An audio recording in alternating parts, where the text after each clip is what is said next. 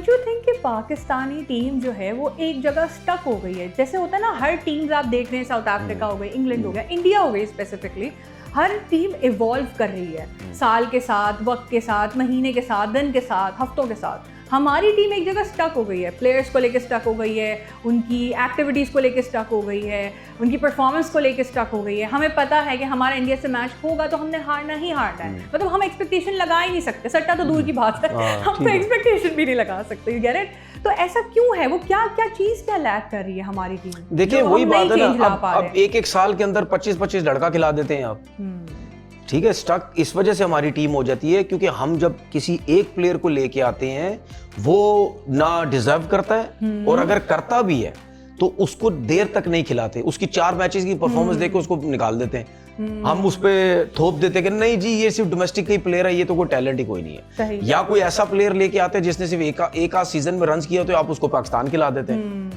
उसकी टेक्निक इतनी अच्छी होती नहीं, वो एक्सपोज हो जाता है इंटरनेशनल क्रिकेट में। हम कहते हैं ये क्या हुआ? भाई आपकी टीम उस सूरत में ऊपर जाती है जब आपका 15 या 20 का एक पोल बन गया है, आप कहते हैं ये हमारा ग्रुप बन गया 20 लड़कों का, अब इन्हीं लड़कों के हमने कम से कम 2 से 3 साल इन्हीं लड़कों को खिलाना है, ठीक है ना। अगर आप तीनों फॉर्मेट के, मिसाल के तौर पर आप तीनों फॉर्मेट के लड़के लेते हैं, आप कहते हैं यार ये मेरे पास 30 लड़के हैं तीनों फॉर्मेट के, अब ये 30 लड़के T20, वनडे और टेस्ट क्रिकेट में ये तीनों चलेंगे, तीनों फॉर्मेट में ये 30 लड़के चलेंगे।